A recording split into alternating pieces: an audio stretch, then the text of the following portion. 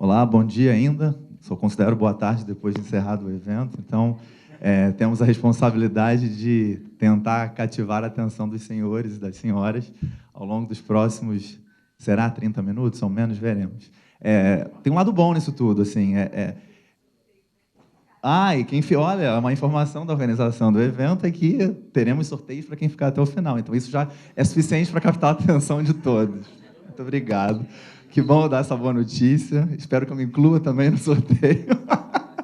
Mas é isso. Muito obrigado pela oportunidade da gente ter, aqui nesse evento dos diálogos setoriais, de poder encerrar de uma maneira não exaustiva, desde já dizendo, porque é um tema que tomou boa parte do nosso segundo semestre do ano passado. Então, a gente não tem a mínima pretensão de esgotar a nova instrução normativa que foi publicada pelo NPI no início de janeiro. Ela é de 2018, porque ela foi assinada pelo então presidente, Dr. Luiz Otávio Pimentel, em dezembro do ano passado, mas a publicação se deu em janeiro e ela entrou em vigor em 3 de março desse ano. Então, a gente tem pouco menos de 4 meses que ela está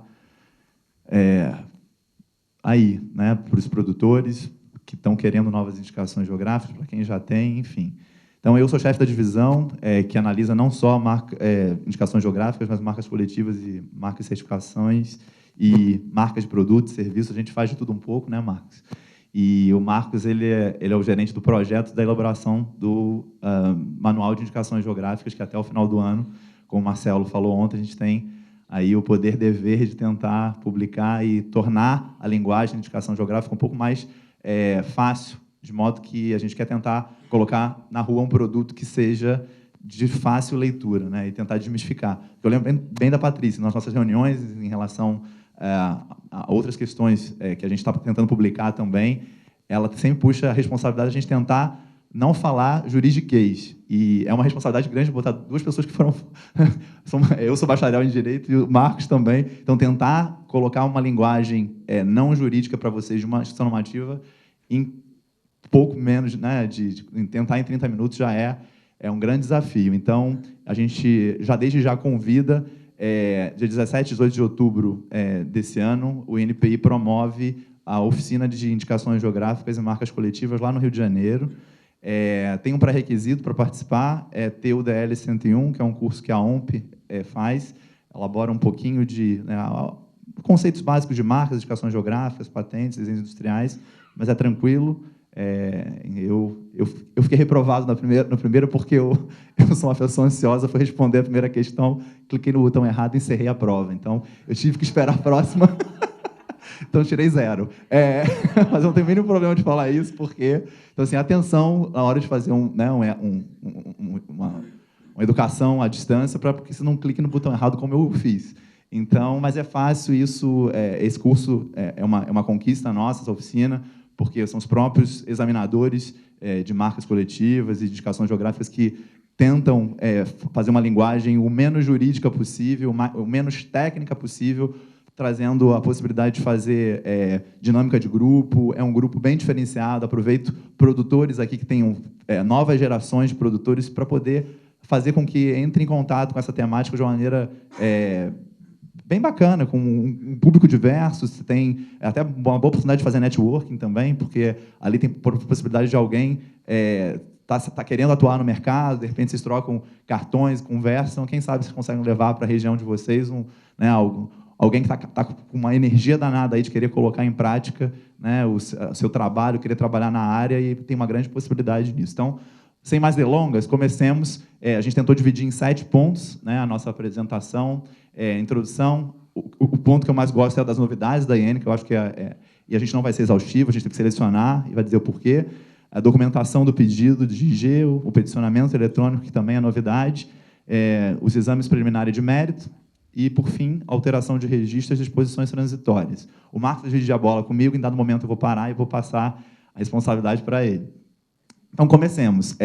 Sem querer falar muito, porque a Liliana já ontem falou, temos uma lei que realmente ela é 244 artigos, somente 7 tem do capítulo de indicações geográficas, traz alguns conceitos. Então, no finalzinho, né, no último artigo, no parágrafo único, fala porque o NPI terá a responsabilidade de estabelecer as condições de registro.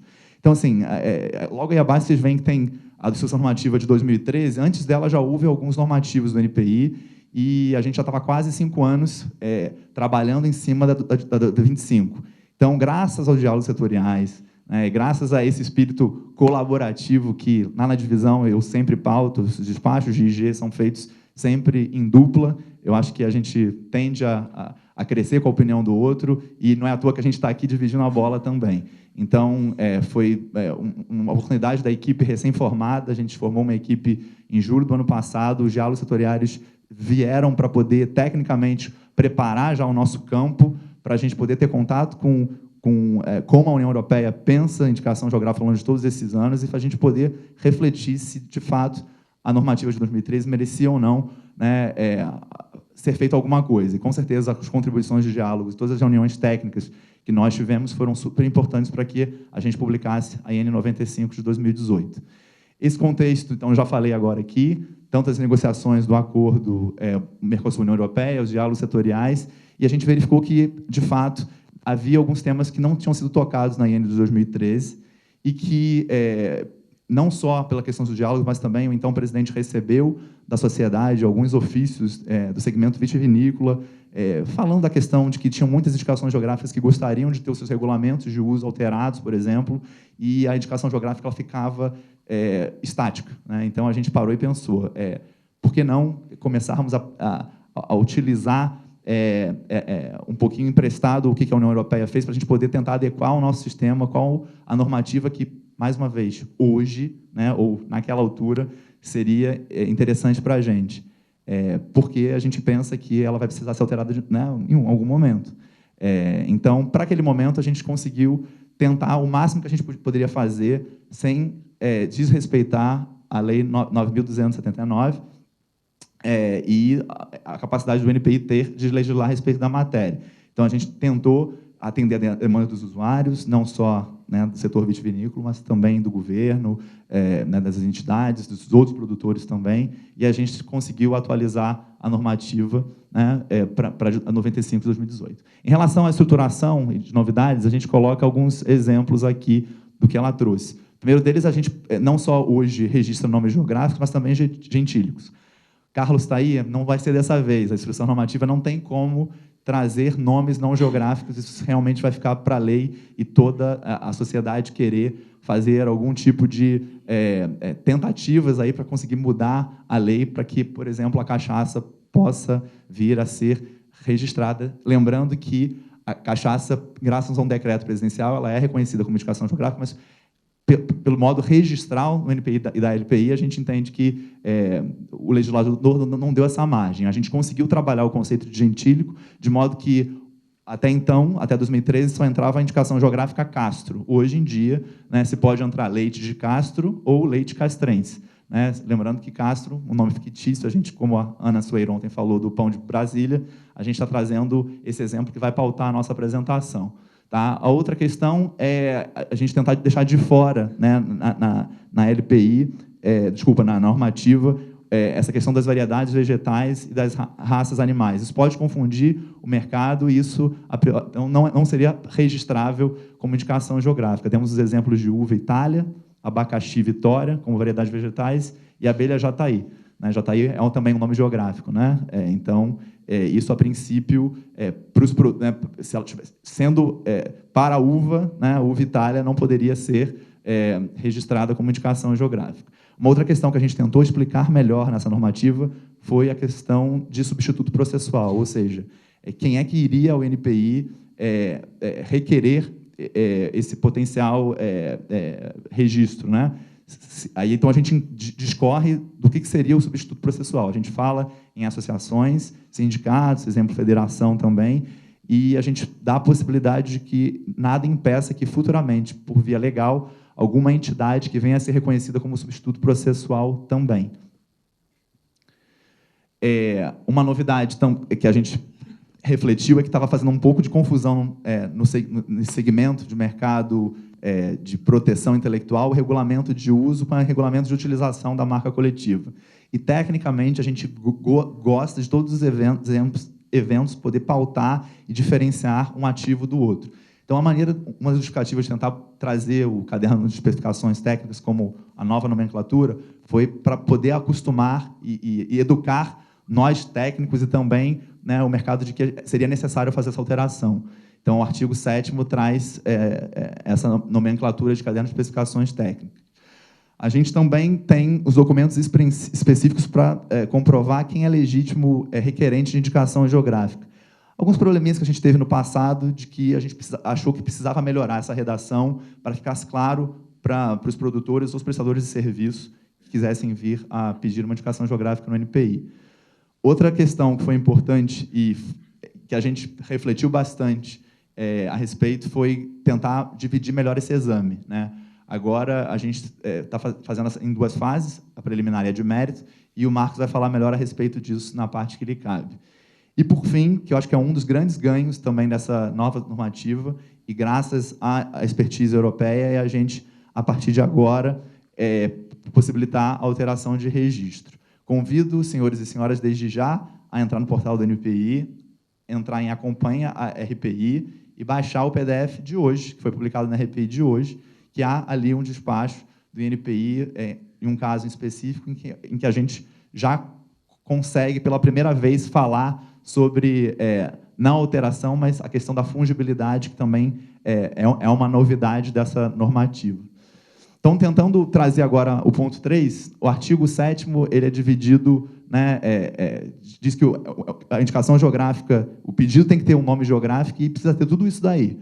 Então, a gente divide isso em vários incisos, né, no artigo 7º, e é claro que não tem como trazer detalhadamente. No próximo, aí fala em requerimento, no caderno de especificações técnicas, procuração, se for o caso, comprovante do pagamento, comprovante de quem é legítimo a pedir a indicação geográfica, os documentos que vão comprovar cada espécie, seja denominação de origem ou indicação de procedência, o instrumento oficial, que também não teve nada diferente em relação à normativa anterior, e, se for o caso, uma representação gráfica ou figurativa, ou a representação geográfica da indicação geográfica. Por uma questão estratégica, a gente tentou pegar o inciso 2 e o inciso 5, que são os que têm mais diferenças aí em relação à normativa anterior. Como já falei, no regulamento de uso deixou de ser usado, a gente traz o nome geográfico, o caderno de especificações técnicas tem que comportar todas essas informações hoje, né? A gente acha que isso está mais divididinho e fica mais claro, né? Tem que ter a descrição do produto ou do serviço de maneira clara, tentar colocar ali algumas características também para que fique claro tecnicamente, não só para a gente que vai examinar, mas para os próprios produtores ou prestadores de serviço. A delimitação da área geográfica conforme o instrumento oficial, a novidade é que ela tem que ser de acordo com as normas do Sistema Cartográfico Nacional, com exceção de pedidos de indicações geográficas estrangeiras. Com isso, a gente puxa e tenta tentar normativizar isso, né? Essa nomenclatura única em relação ao Sistema Cartográfico Nacional. A descrição dos processos de extração, produção, fabricação do produto ou do serviço, ou da prestação de serviço no caso de IP, e no caso da DO também não teve tanta diferença em relação à anterior, que é descrever as qualidades ou características do produto ou do serviço, e o processo para você obter aquele produto ou prestar aquele serviço, de que maneira aquilo é feito. Por fim, mecanismos de controle sobre os produtores e os prestadores de serviço, e também sobre o produto e o serviço que vai ser abarcado com aquele pedido. E, por fim, as condições e proibições e as sanções. Uma coisa bem interessante que a gente vem notando no exame é que alguns pedidos colocam sanções quase que impossíveis de serem superadas, né? E a gente tem que deixar essa importância. A sanção ela é transitória. Uma vez que aquele produtor que não seguiu aquelas regras ele conseguir cumprir aquilo novamente, ele fica um tempo sem utilizar a indicação geográfica, agora ele está conforme, e ele pode continuar utilizando a indicação geográfica. Então, a gente verificou que tinham alguns substitutos processuais que queriam, meio que, como sanção, ele nunca mais poder usar. Gente, não dá, porque a gente tem que tentar trazer a ideia do legislador, do artigo 132, de que todo mundo que esteja naquela área e produza, né, conforme, ou preste aquele serviço conforme, né, o caderno de especificação técnica, não tem como negar a sua participação na indicação geográfica. E outra questão da comprovação da legitimidade do requerente, né? Quem vai no NPI pedir, né, a indicação geográfica. ficou uma coisa, assim, a documentação ficou mais chatinha, a gente foi um pouco mais criterioso em relação a construir, né, todo esse arcabouço de comprovações de que ele realmente pode vir a pedir. No caso, o Estatuto Social tem que estar registrado, né, no órgão, né, no cartório, né, tem que ter a representação dos produtores e prestadores de serviço, a relação direta daquela entidade com a cadeia do produto ou do serviço. Também o Estatuto tem que falar em que eles estão competentes em pedir o registro, depositar o pedido no NPI e também gerir aquela indicação geográfica uma vez ela reconhecida no NPI. E, por fim, a gente entendeu também interessante a questão de abrangência territorial, né, da associação, né, ou daquele substituto processual estar no mesmo território, porque não faz muito sentido você pensar numa indicação geográfica que esteja, por exemplo, em 2 estados da federação, tenha produtores ou prestadores de serviços comporte 2 estados e ela ser uma associação que esteja num outro estado, por exemplo. Então, isso é para dar um exemplo. Então, a gente acha que isso tem que estar claro de que eles têm que estar envolvidos no território também. Mais um pouquinho em relação à documentação. A ata registrada tem que ser da Assembleia Geral, aprovando o Estatuto Social que está sendo apresentado, a ata registrada da atual diretoria, da posse da atual diretoria, e da Assembleia Geral com a aprovação do caderno de especificações técnicas e a lista de presença daqueles produtores ou prestadores de serviço. Não adianta mostrar para a gente, né, um caderno de especificação técnica em que não teve a participação dos produtores ou dos prestadores de serviço. Então, para a gente entende que é importante, sim, essa lista de presença. E bem como dizer para a gente quem são esses representantes legais, identificando-os, né? Nesse próximo slide aqui, a gente tem uma novidade, que é um formulário que a gente criou, que está disponível no site, que é justamente para demonstrar essa legitimidade do requerente. Então, é uma declaração de que todos os produtores ou prestadores de serviço, eles estão lá na área delimitada. Então, a gente entende que, e a gente convida que futuros depositantes venham utilizar esses modelos, que já é algo que o INPI, né, é lógico que é um modelo e a gente sugere, mas a gente trocou muita ideia a respeito e acha que vale a pena vocês baixarem e tentarem entender o que a gente quis dizer ali. Mas, de fato, isso já atende para dizer que quem está ali naquela área delimitada da potencial IG, e isso ajuda a comprovar a legitimidade do requerente. Uma única exceção é o parágrafo 1º do artigo 7º, que diz que... E quando só tem um produtor naquela área, como é que se faz? Tem problema, você deixa de apresentar ata, estatuto social, apresentar tudo, mas a gente quer que você declare que você, de fato, é o único produtor na área. Então, a gente também fez um novo modelo, está disponível no site. Ele tem que apresentar a documentação que o artigo pede, mas tudo o que fala em relação à entidade coletiva não é necessário.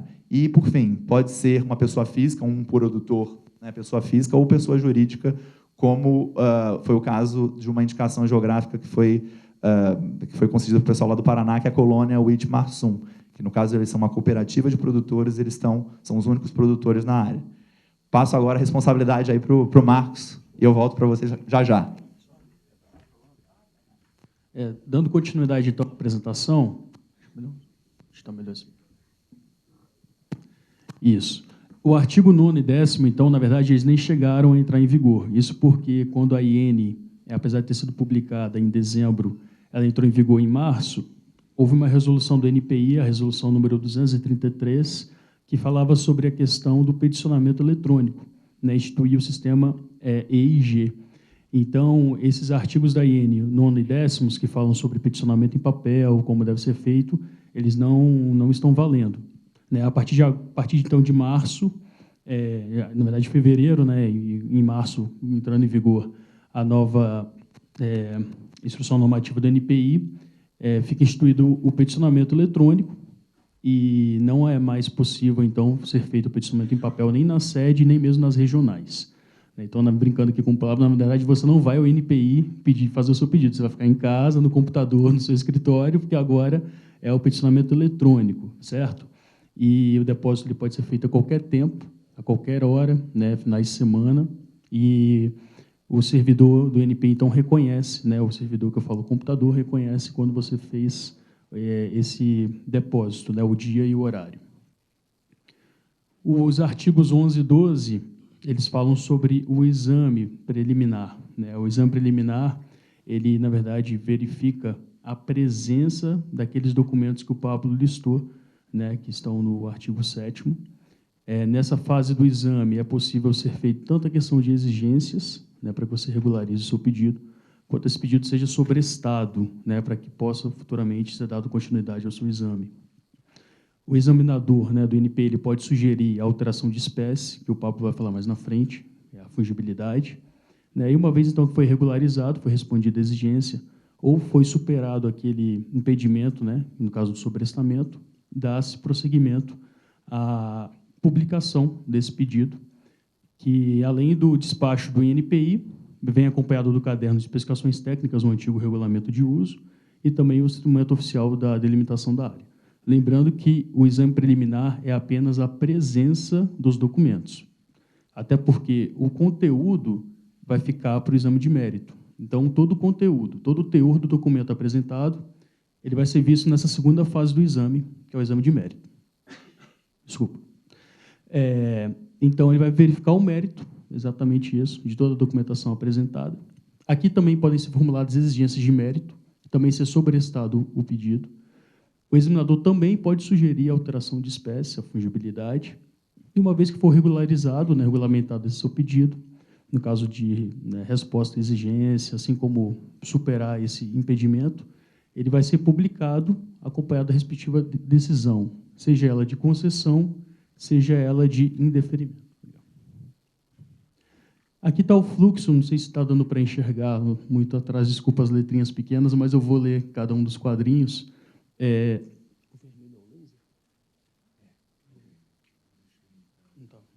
Tá, eu acho que não está funcionando o laser, mas não tem problema. O primeiro quadrinho ali, então, é o depósito, que é feito agora através do sistema EIG. É muito importante que, antes de ser feito esse depósito, tenha um guia do peticionamento eletrônico. Esse guia também está disponível para download no site do NPI. Leia com muita atenção. Tá? O peticionamento eletrônico é fácil, é intuitivo, mas qualquer dúvida, o guia pode te responder nesse sentido. Uma vez que é feito, então, um depósito, passa para o exame preliminar.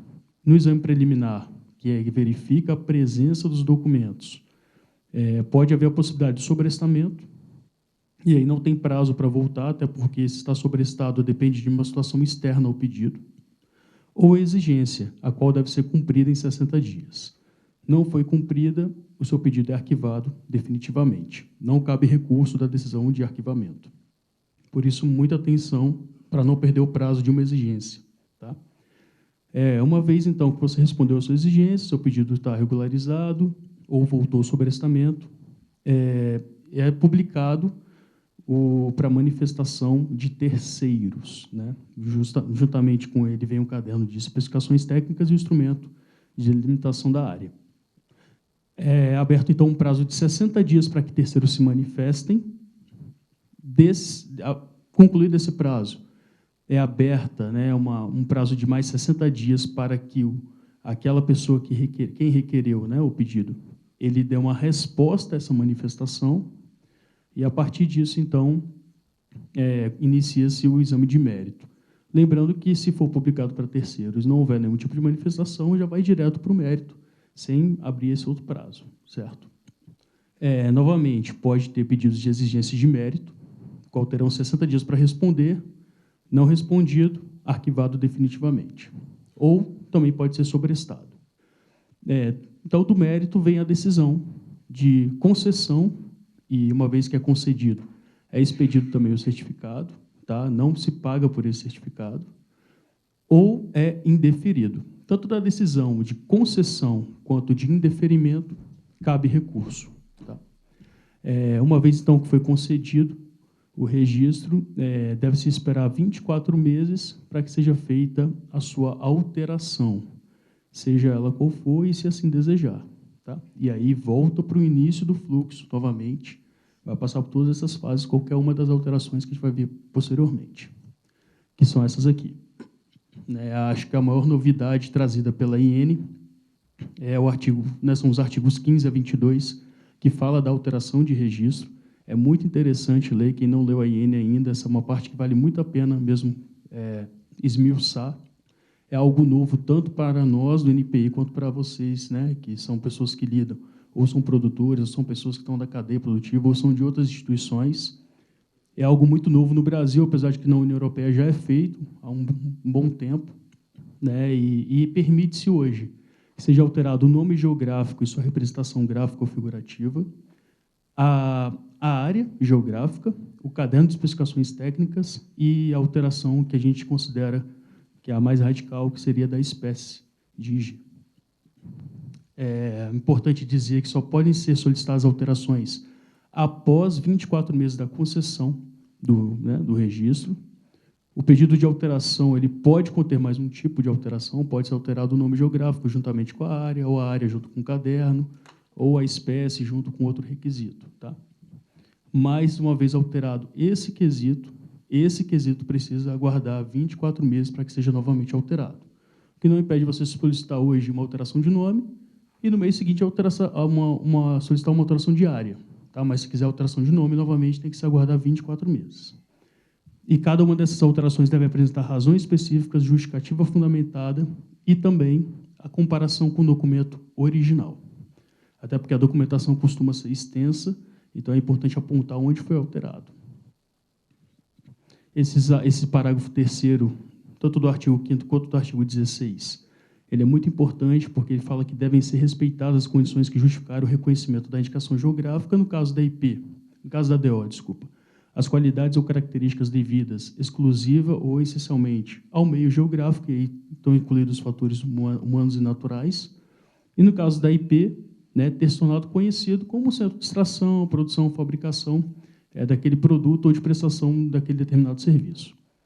Importante, não podem ser alterados elementos característicos que justificaram a concessão da IG. Esses são documentos comuns a qualquer tipo de alteração, seja qual for. Deve-se apresentar um requerimento. Na verdade, como eu falei, quando a IN entrou em vigor, ainda não havia.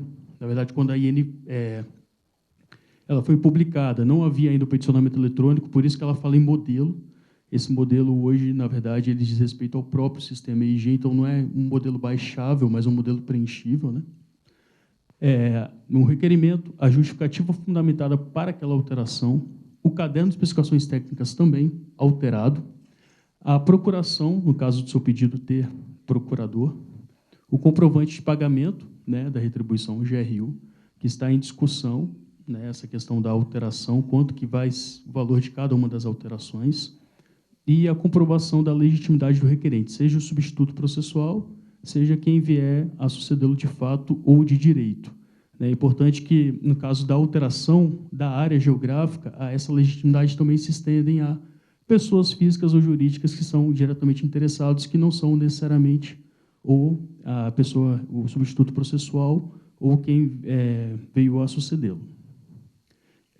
Eu vou falar agora um pouquinho sobre cada um tipo de alteração, mas como a gente sabe que, às vezes, para falar de IN, de documentação, de artigo, de inciso, fica um pouco maçante, a gente trouxe exemplo, né? O exemplo do município de Castro é um município fictício, ainda que ele exista, né, em algum estado do Brasil.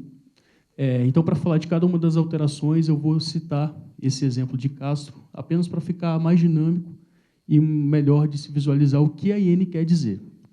Então, primeiramente, falando sobre a alteração do nome geográfico, né, ou da representação gráfica figurativa, nós temos o município de Castro, que é conhecido por produzir leite, né?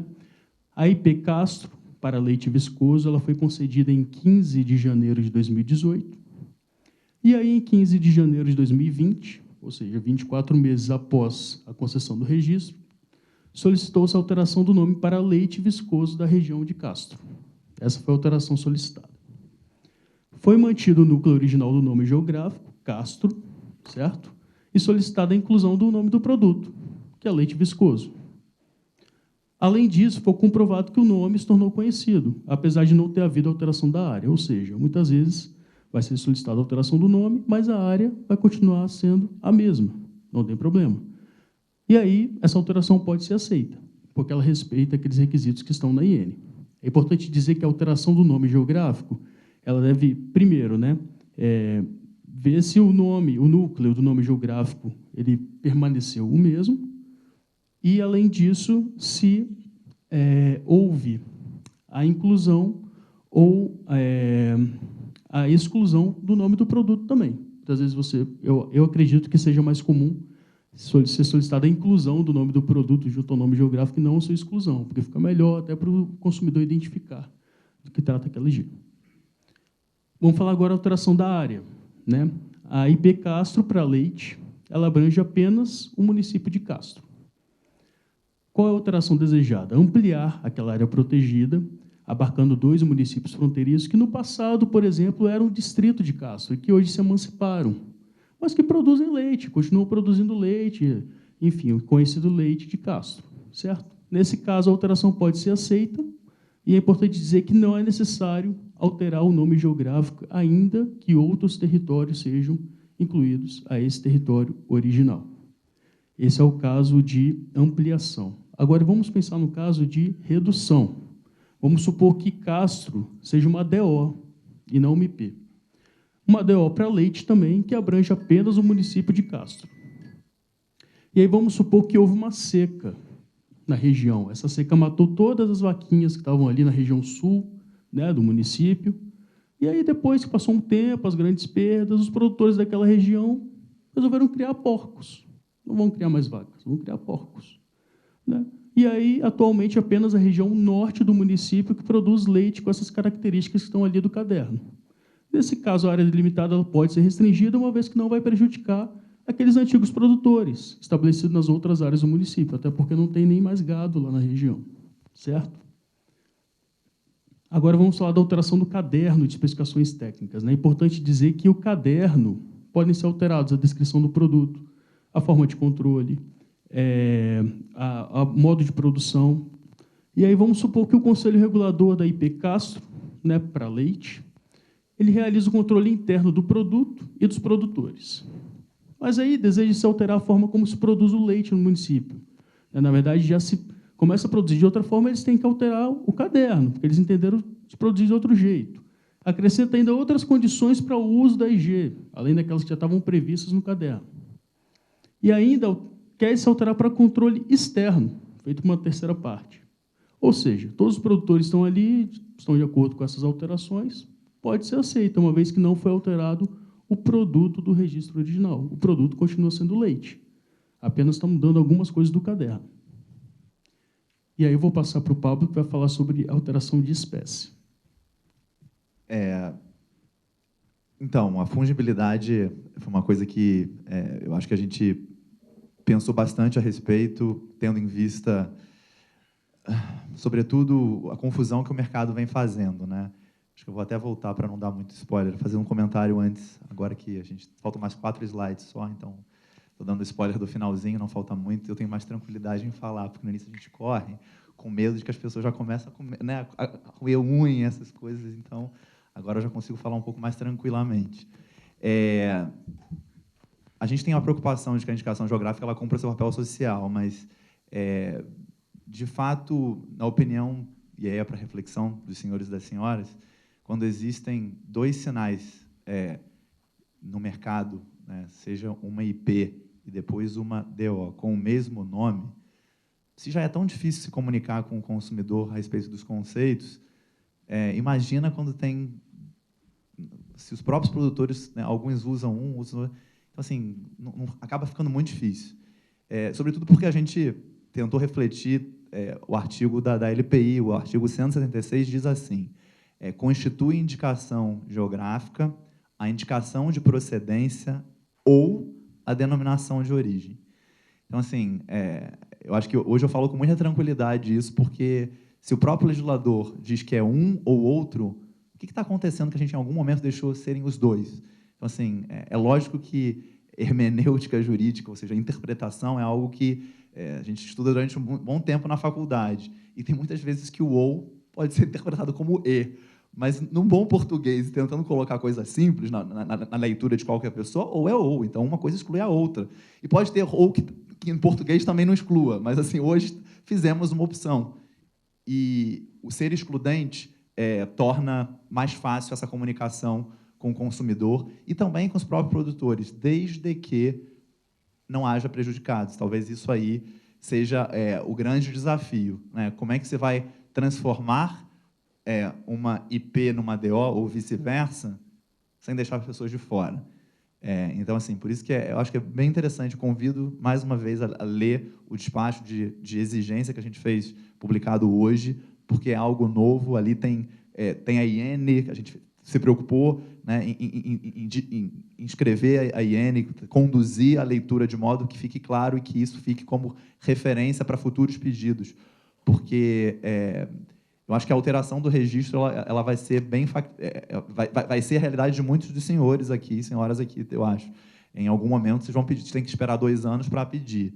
A fungibilidade talvez para quem esteja tramitando ainda, né? E a gente tende, como o Marcelo colocou ontem, a tramitar os pedidos mais rapidamente. Então, assim, provavelmente a alteração seja a nossa realidade, mas a fungibilidade é para quem está em curso. E talvez, no caso de uma IP, que eu acho que é a realidade, por exemplo, do café, que foi colocado ontem, e a preocupação do senhor José do Espírito Santo, que tem um nome que é uma falsa indicação de procedência, para o senhor do oeste da Bahia. Então, temos aí uma... né? Não é do Espírito Santo, é do oeste da Bahia. Então, assim, eu acho que a sua preocupação, conversando ontem na degustação comigo, e bem-vindo ao time, né? É a indicação geográfica mais recente. Muita calma, converse com seus pares, converse com quem já está no mercado.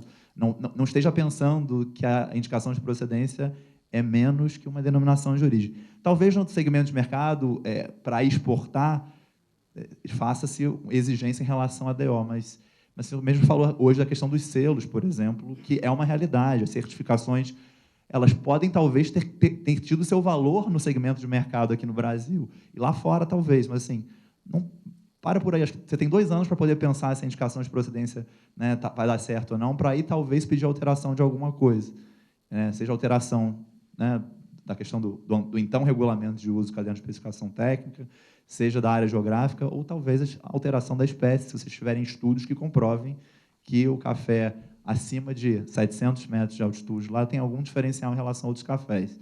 Então, assim, tem 2 anos para poder ver como é que é a indicação de procedência para vocês.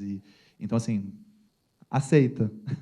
Aceita porque a gente reconheceu e vocês têm que tentar ver os louros que vão vir daí, mas converse com quem tem indicação geográfica, que tem indicação de procedência, e para tentar um pouco entender isso. Agora, feito esse grande parênteses, voltemos à questão da fungibilidade. Então, a fungibilidade é isso, é você poder, ao curso do processo, verificar que não é uma questão de uma indicação de procedência, vamos mudar para uma denominação de origem, ou vice-versa. Então, você muda a espécie, porque a gente entende, à luz do artigo 176, que não pode conviver uma e outra a mais. É ou uma ou outra.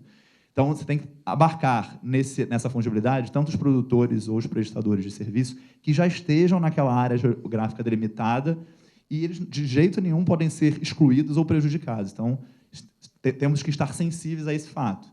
A outra questão é não poder conviver um registro anterior com um registro posterior que seja advindo do primeiro. A gente tem exemplos aí, sim. A gente não vai fechar os olhos para o que a gente já fez. Acho que a indicação geográfica é dinâmica. Então, a gente já entende isso hoje. Então, está certo ou errado o que a gente fez, eu acho que isso não interessa. A questão é que os produtores, 2 em específicos, no segmento, né, vitivinícola e segmento de café, optaram por essa questão. Para eles evoluírem muito bem, funciona, ok. Mas, de agora em diante, a gente quer estar pensando muito no consumidor também. Então, de DO para IP, a gente entende que, a partir daí, tem que ser mostrado ao INPI a documentação que comprove que, de fato, o nome geográfico se tornou conhecido, e aí ele entra naquilo que diz a lei em relação à indicação de procedência. Da mesma forma, de indicação de procedência para denominação de origem, aí sim ele tem que trazer todos os estudos em relação à especificidade do meio geográfico, estando aí incluídos os fatores naturais e humanos, as qualidades, características dos produtos e esse nexo de causalidade, né? O que aquele meio tem de diferente que vai poder ter alguma relação, incidência naquele produto. Então, a gente encara a fungibilidade como um desafio aí para a gente poder tentar entender de que não tem mais como a gente fazer com que o mercado absorva as 2 coisas, indicação geográfica é uma ou outra. Tá? Então, aí tem um exemplo, trazendo o que o Marcos mostrou para a gente, Castro é uma indicação geográfica da espécie indicação de procedência, se tornou conhecida por produzir leite. 5 anos após a concessão do registro da IP pelo INPI, uns estudos apontaram que o leite produzido em Castro tinha propriedade única que o tornaria mais nutritivo que os demais produtos afins, outros leites que existem por aí. Então, descobriu-se que isso se devia ao fato do tipo da raça animal ali criada estar associada à alimentação fornecida a esses animais. Portanto, o substituto processual que veio a requerer a IP Castro, lá atrás, solicita, então, a alteração do registro para uma denominação de origem. Sublinhamos aí que, uma vez aceito esse pedido de alteração, a IP Castro passa a ser DO Castro para o mesmo produto e o registro da indicação de procedência ele deixa de existir. Então, a gente tem uma transformação desse registro anterior num novo registro e passa a ser, então, uma denominação de origem. Por fim, as disposições transitórias, aí são os 2 últimos slides mesmo, a gente tem os 2 casos que a nossa normativa trouxe para tentar mostrar como é que vai ficar os casos em curso. Registros de indicações geográficas que foram concedidos antes da 9N. Exemplo, Castro é uma indicação geográfica na espécie indicação de procedência para leite, foi concedida em 20 de novembro de 2018. 5 meses depois, em abril de 2019, foi solicitada a inclusão de leite junto ao nome geográfico, porque ele só pediu Castro, lá atrás.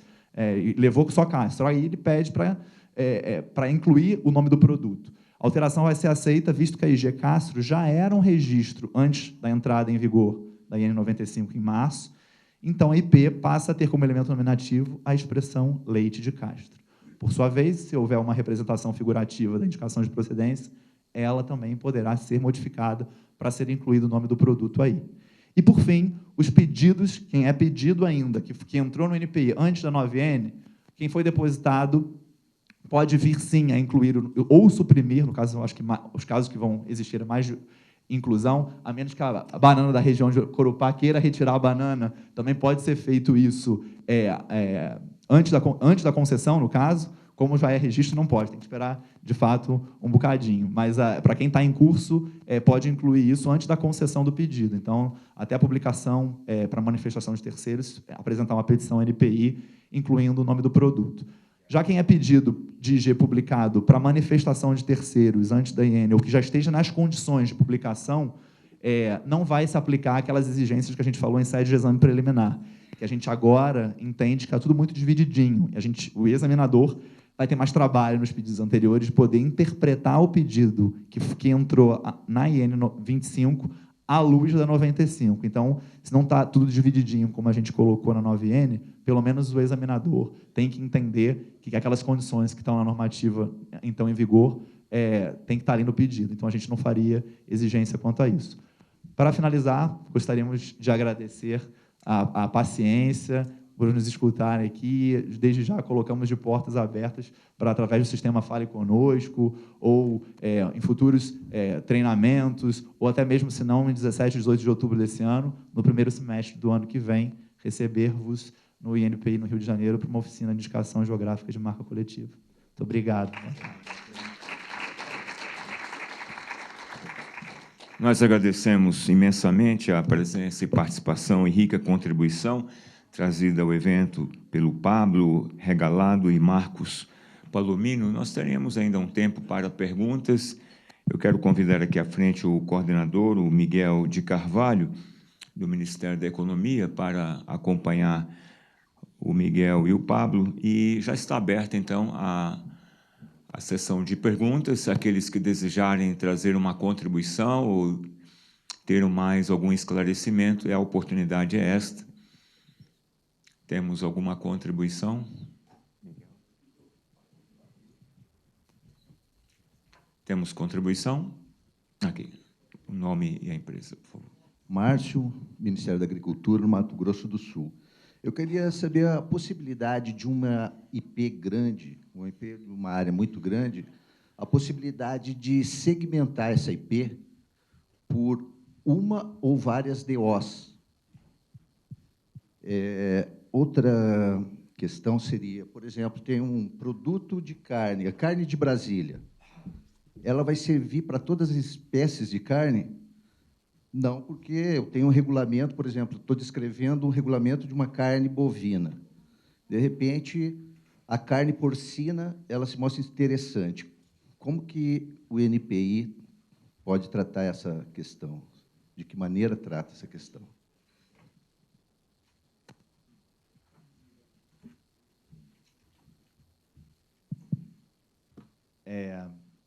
Uma perguntinha. Estão me ouvindo? Tá.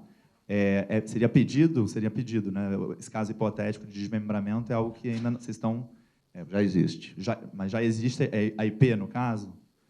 Seria um pedido com múltiplos... É um registro, então, não é um Mas pedido. uma IP, com o passar do tempo, verificou-se através de pesquisas que, devido às condições, né, climáticas, nós temos uma denominação de origem dentro dessas áreas, do mesmo produto. Mas a questão é, vai prejudicar alguém? Eu te pergunto.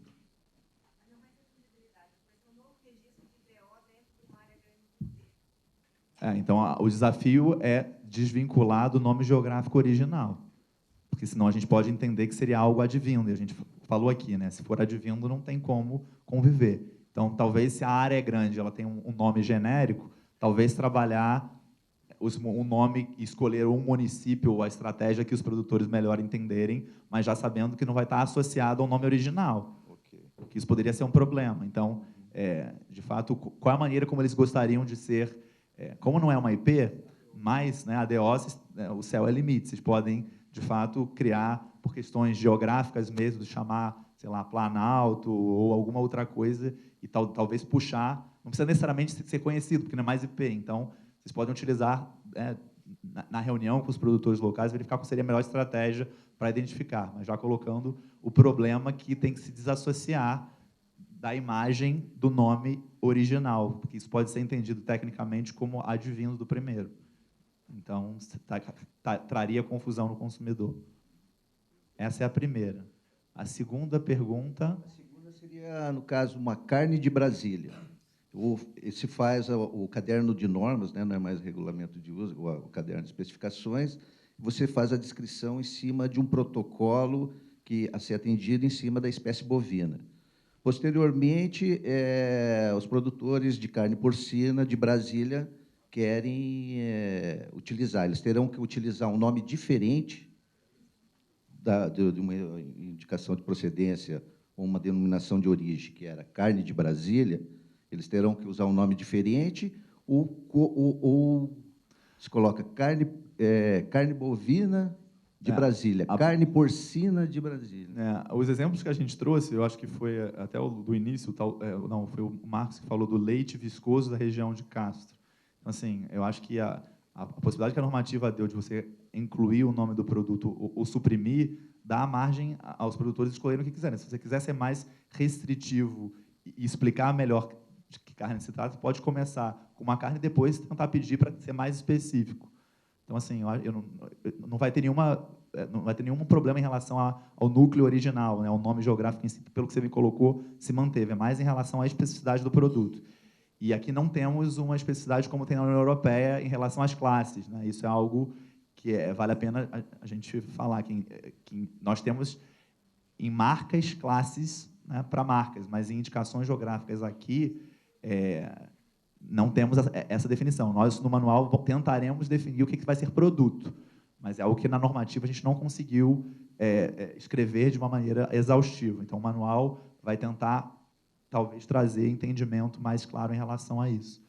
Mas essa tarefa aqui, né, o Marcos e mais duas pessoas da equipe estão tentando, talvez, e é bom, porque é algo que a gente talvez possa levar, e a gente tem que ter esses temas que possam vir a ser sensíveis e que a gente tenha que tentar redigir melhor. Mas, de fato, eu acho que, se começar de uma forma genérica e depois alterar, e seja de comum de todos, e não vai prejudicar, de fato, haja produtores de carne e não tenha ninguém prejudicado, isso é que tem que acender a luzinha amarela, né?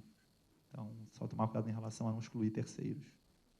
As perguntas foram muito boas, a resposta do Pablo foi clara, E se eu posso dar um exemplo baseado no que eu conheci negociando com a União Europeia, a Ana me corrige se eu errar. Por exemplo, na União Europeia, eles têm protegido Prosecco e têm também protegido Conegliano Prosecco. Então, você tem uma mais genérica e tem uma mais específica da região de Conegliano. Então, não teria nenhum problema você especificar dentro de uma, mesmo que seja uma IPI e uma DO, diferente, você especificar de qual região dentro daquela maior. Mas não está sedimentado ainda dentro do Instituto.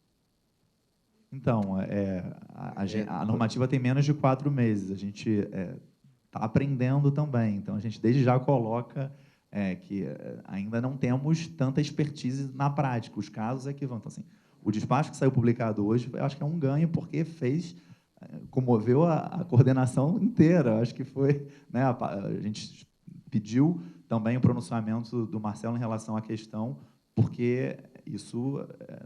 não dá para 2 pessoas só resolverem, a gente tem que fazer reunião. Então, assim, tem alguns temas que, de fato, chegam para a gente que a gente precisa... a gente não consegue esgotar, seja na dupla do relator e do revisor, traz para mim, para o chefe. De vez em quando tem que chamar até sair da coordenação e colocar num debate pela diretoria mesmo, né? Que seja algo muito bem pensado e se existia, né, ou ainda existe alguns pedidos que estão mais de 3 anos sem uma resposta, não é porque o NPI sentou em cima do processo. De fato, é que talvez não existisse uma configuração administrativa que respaldasse não só o técnico que estava assinando, mas também tornasse a gente mais maduro em relação à matéria. Então, assim, mais uma vez, graças a toda essa expertise trazida pelo debate dos diálogos setoriais, nós hoje estamos mais preparados para poder dialogar internamente esses temas mais sensíveis. Mas pedimos a compreensão de todos vocês de que há algo ainda que, chegando, vai ser discutido, né, em dupla com o chefe, chamar o coordenador geral, né, e as nossas decisões são sempre passíveis de correção, né? Então, assim, cabe sempre recurso. Então, algo que a gente não trouxe aqui, por exemplo, é que a gente já está fazendo o exame preliminar e publicando rapidamente da maneira como o substituto processual trouxe a documentação. Aí vocês vão perguntar, mas essa documentação ela vai ser, de fato, aquela que vai vir junto com a concessão do registro? Sei lá, se aquele caderno de especificação ou a delimitação da área tiver alguma questão, não. Assim, a gente está querendo mostrar para o público como é que eles pediram. Se o NPI depois vier a conceder o registro, algum terceiro que se sentiu prejudicado, que não estava ali quando foi publicado, se sentiu prejudicado, pode sempre recorrer. Então, assim, o contraditório está sempre um direito. Então, assim, existiram até hoje poucos recursos, né, de indicação geográfica, mas entendemos que a nossa decisão ela é sempre passível de correção também. Então, aprendemos com isso também. Nós temos tempo para mais uma pergunta. Alguém gostaria?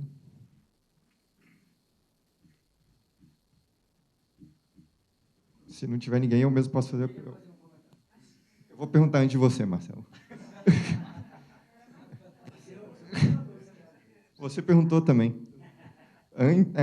Nessa nova IN, nós não colocamos nenhuma previsão sobre o reconhecimento e registro de indicações geográficas via tratado, que pode vir a ocorrer agora com a União Europeia e com outros países. No entendimento de vocês, vocês não têm resposta, mas para a gente refletir junto, elas vão ser protegidas, vão ser só reconhecidas, ficar no tratado, como ocorre na União Europeia, e não vão ser registradas, ou o INPI vai precisar registrar essas indicações geográficas da União Europeia posteriormente? Eu tenho uma opinião que é minha. Eu entendo que... eu acho que é saudável comunicar ao consumidor que aquilo foi via tratado. Até porque,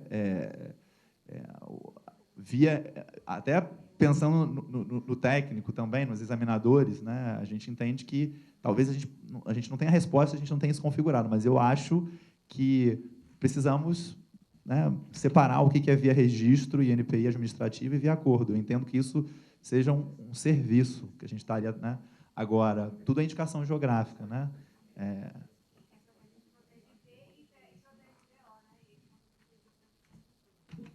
Então, mais um motivo, talvez, de se fazer essa diferenciação.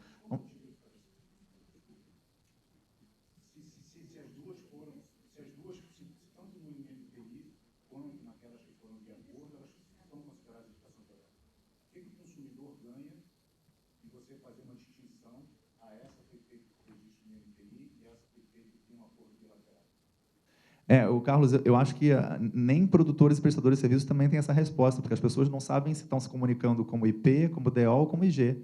A gente tem essa dificuldade pelo governo em saber como é que... essa foi um dos apontamentos em relação a um selo único, talvez, que não foi nem um tema abordado agora, mas durante os diálogos setoriais nós falamos e chegamos à conclusão de como é que é a maneira que está chegando. Então, assim, talvez pegue emprestado o que alguém falou hoje, assim, ainda estamos engatinhando quanto à temática se comparada, né, à União Europeia. Assim, é uma pergunta, qual é o interesse que nós temos? Eu acho que a gente tem que parar e pensar. É uma opinião minha particular. Assim, eu acho que talvez não seja melhor, porque ficaria mais complicado de comunicar. Vamos comunicar tudo como IG? Afinal, é uma ou outra, então vamos colocar tudo como IG. Então, vai as da União Europeia como IG, aqui... Mas aí eu te pergunto, será que o produtor de café que tem uma DO, ele vai se sentir confortável em ser comparado, né, com alguém que tem uma indicação de procedência? Então, entram em questões mercadológicas que eu, né, como examinador e chefe de uma divisão, eu não consigo enxergar, mas assim, talvez o mercado, e a gente vai ter que fazer questionários, a gente talvez tenha que tentar entender como é que, de fato, a gente... E é um dos grandes desafios, a comunicação, como você colocou no outro painel, o Miguel, de que isso urge, né? Urge fazermos o nosso dever de casa de querer comunicar e chegar às pessoas. Né? Agora, se a indicação geográfica, se a denominação de origem ou indicação de procedência, nós temos que, talvez seja debate para uma próxima convocatória de uns diálogos setoriais, né? Em relação à comunicação. Na parte do GeoJat. Então, Marcos também vai dar opinião. Eu peço que o coordenador geral da ALICE pronuncie com a sua opinião também, por favor. Na verdade, não é nenhuma opinião, é só uma colocação, porque via acordo, seja ele bilateral, multilateral, enfim, isso envolve disposições que via registro administrativo não ocorrem. Então, às vezes, é uma disposição que está num acordo, ela via registro, ela não abarca, né? Então, tem que saber também como que essa IG quer entrar aqui, até porque... Muitas vezes ela vai encontrar algum empecilho na legislação, ela encontraria um empecilho que, via administrativa, ela não fosse registrada, falando de uma IG fora, né, do país, mas que reconhecida, ela conseguiria essa proteção. Acho que é uma questão mesmo que passa muito essa questão simplesmente administrativa e vai para um âmbito muito mais comercial e de interesse de países e relações, e assim como nossas IGs lá fora também não fossem alcançar via registro administrativo, mas que via acordo entrariam. Cortaram o meu ponto. Eu acho que é uma opção. É uma opção, acabou o meu tempo. Eu acho que o Marcos tocou num ponto bem importante. A Ana, mais cedo, falou que via acordo não tem tanta força a IG no mercado europeu, não tem um selo. Eu entendo que também... algumas IGs da União Europeia estão requeridas no NPI, estão sobrestadas, aguardando o acordo. Elas podem andar, a gente vai tirar do sobrestamento, mas podem elas não virar registro também, né? Se a gente for pensar em termos, por exemplo, será que Proseco seria registrável na nossa legislação atual? Via acordo qualquer coisa via acordo basta as partes quererem. É um acordo, depois se ratifica, vira lei, é registrável. Agora, pela via administrativa, vai ter que ser requerido. E a União Europeia, muitos consórcios, eles querem via administrativa também, como foi o caso de Tequila. Tequila conseguiu, via acordo, uma troca com cachaça, e eles quiseram que o processo andasse. Me ligaram inúmeras vezes a embaixada mexicana, e estava sobrestado, e aí nós demos andamento, e Tequila foi concedido também. Eles queriam muito a concessão via administrativa, via NPI. Fiz esse comentário com relação à pergunta. Uma outra coisa que eu ia falar, que eu pedi para falar, foi que, no início, o Pablo falou sobre a cachaça, só para lembrar, o Carlos sabe, mas para lembrar que a cachaça tem uma resolução. A cachaça é tão especial para nós todos, brasileiros, não é verdade? Além dela ter sido promulgada como uma indicação geográfica, faltava essa via administrativa também. E a CAMEX editou um regulamento no fim de 2016, com auxílio do MAPA, o regulamento de uso da cachaça, e esse regulamento determinava que o INPI fizesse uma instrução normativa com as condições para o registro da cachaça. E a cachaça tem uma instrução normativa própria, só para ela. Mas estamos esperando ainda os detentores do direito, né, os substitutos processuais, enfim, darem entrada nesse pedido do INPI. Tem 2 anos e 3 meses, não foi requerido esse pedido ainda. Mas, a qualquer momento, pode ser requerido, vai ser analisado, trazendo a documentação própria, e vai ser concedida a cachaça pela via administrativa também.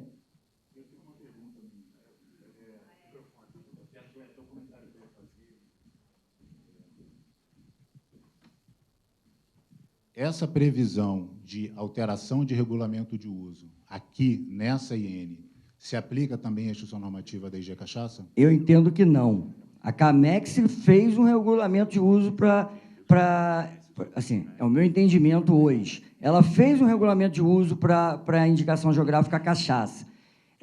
A via para alterar esse regulamento de uso deveria ser lá. Não. A minha pergunta não é... A minha pergunta é o seguinte: uma vez concedido o registro da indicação geográfica cachaça no INPI, a possibilidade de revisão de regulamento de uso prevista nessa IN também se aplica à IN que concede ou que, sei lá, considerar o registro da indicação geográfica no INPI? Por que a minha pergunta?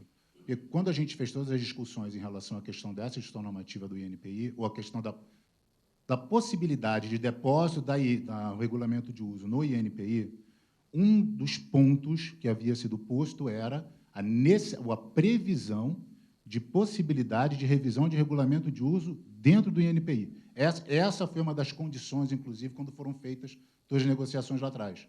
Então, a gente também estava esperando avançar essa discussão para saber se seria aplicada essa posição ou não. E isso foi, inclusive, um dos questionamentos que o setor privado fez ao INPI quando da consulta pública dessa gestão normativa.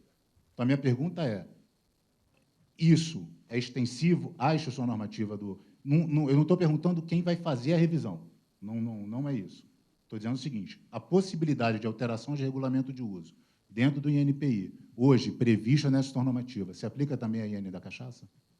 Eu acho que é uma pergunta para ser respondida para daqui a mais de 2 anos. Porque primeiro vocês têm que dar entrada no pedido, ter o pedido, e só 2 anos depois vocês podem pedir alteração. Então, deixa a gente madurar as coisas para poder a gente ter essa resposta. Não. Mas esse é um dos motivos pelos quais até hoje ela não foi depositada, porque uma das condições que havia sido posto lá atrás, quando foi feita toda essa negociação, era a previsão de revisão de regulamento de uso. Inclusive, nós fomos uma das... Mas aquele regulamento que foi feito em 2016 pelo MAPA não é satisfatório? Não. Ele é satisfatório. Sim, mas deixa eu só fazer uma colocação. Foi elaborado assim.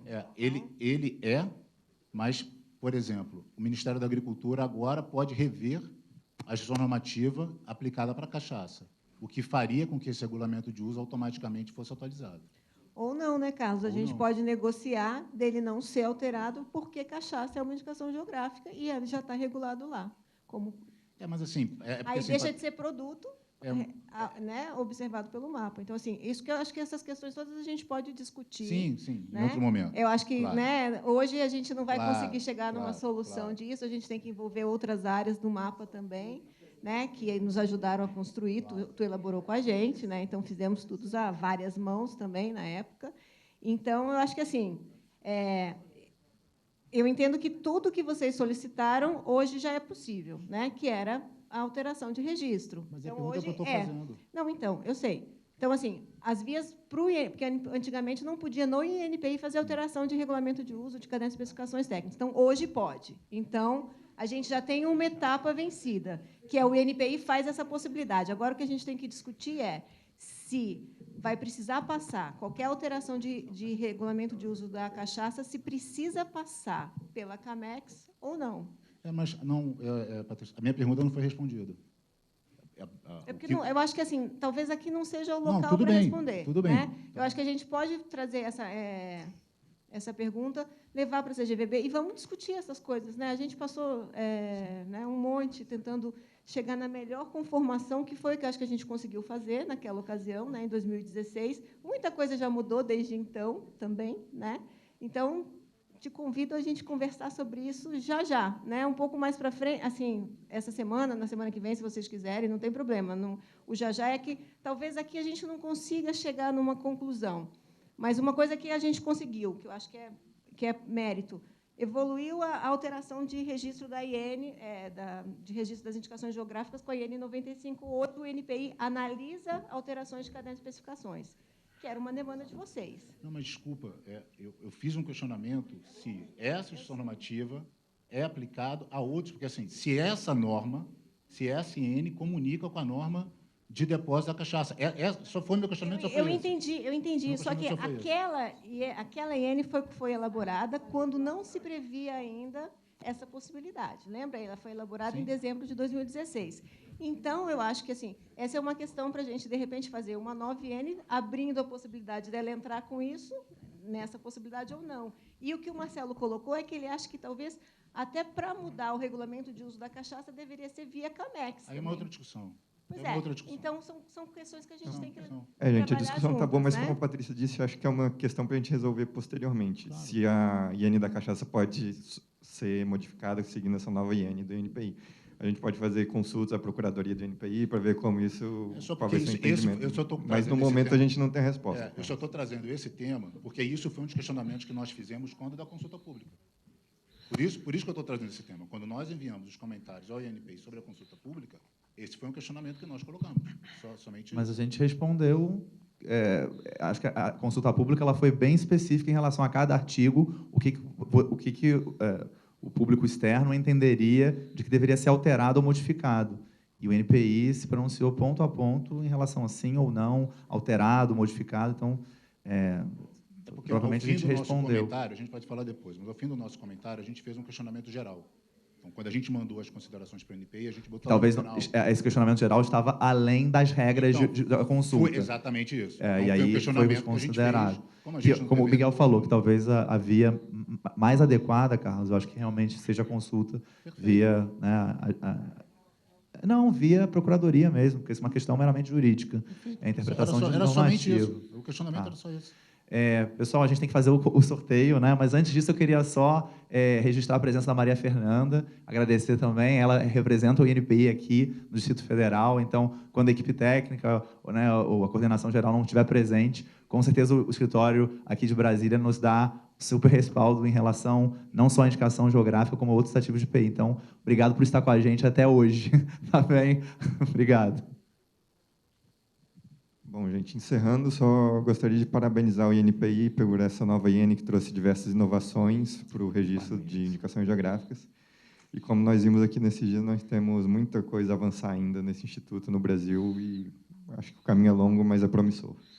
Muito bem, nós agradecemos com os nossos aplausos ao Pablo Regalado e Marcos Palomino pela contribuição trazida ao evento. Convidamos para retornarem aos seus lugares no auditório. Peço ao Marcos que permaneça, ao Miguel Carvalho que permaneça. Nós vamos fazer um breve encerramento, convidando aqui à frente a Ulda Gisbretti, analista do SEBRAE, a Patrícia Metzler, coordenadora de indicação geográfica de produtos agropecuários do Ministério da Agricultura, o Miguel de Carvalho, que já se encontra no Ministério da Economia, e o Marcelo Pereira, que é do INPI. Nós já estamos nos encaminhando para o encerramento do evento. Cada um terá 30 segundos para a sua mensagem de encerramento. Àqueles que retornam aos seus estados de origem e países, desejamos uma viagem feliz e segura e esperamos que os conhecimentos aqui compartilhados gerem bons frutos a todos. Com a palavra, neste momento, 30 segundos, Miguel de Carvalho, Ministério da Economia, amparado pela organização do evento. Miguel. Pessoal, eu já cansei de falar. Me disseram que o restaurante vai fechar às 14 horas, já passou do horário. Mas só agradeço de novo ao SEBRAE, a Patrícia, ao INPI, todo mundo. Foi ótimo o evento. O projeto de diálogos setoriais já trouxe resultados, como permitiu essa discussão para a publicação da nova IN, e é isso, gente. Marcelo Pereira, do INPI. Eu só vou agradecer a UDA, porque ontem eu esqueci de agradecer o apoio que o SEBRAE deu, não só nesses diálogos setoriais, como sempre tem dado ao INPI e à causa das indicações geográficas, né? A todos os outros já havia agradecido e parabenizar a todos aqui pelo workshop, e a Ana Soeiro também, especialmente, por nos ter apresentado tantas informações e partilhado o conhecimento dela. Uda Gisbretti, analista do SEBRAE. Agradecer muito aos parceiros, a importância de estarmos juntos nessa causa, né, cada um fazendo a sua parte, é que nós vamos chegar lá. Parabenizar ao Ministério da Agricultura pela liderança do projeto Diálogos Setoriais, a equipe da coordenação de indicação geográfica, lá na liderança da Patrícia, a Débora, o Wellington, Eudóxio, vocês foram parceiros de primeira hora, foi muito importante essa liderança do Ministério, né? Agradecer nossa palestrante, a Ana Soeiro, que está ali, também, que fez um deslocamento difícil, estava com problema para se locomover, com problema na perna, vocês perceberam, mas nos atendeu e veio numa viagem muito rápida, né, difícil, então agradecer a ela. E vocês que estavam aqui, contar com cada um fazendo a sua parte para a gente avançar no tema das indicações geográficas. Muito obrigada.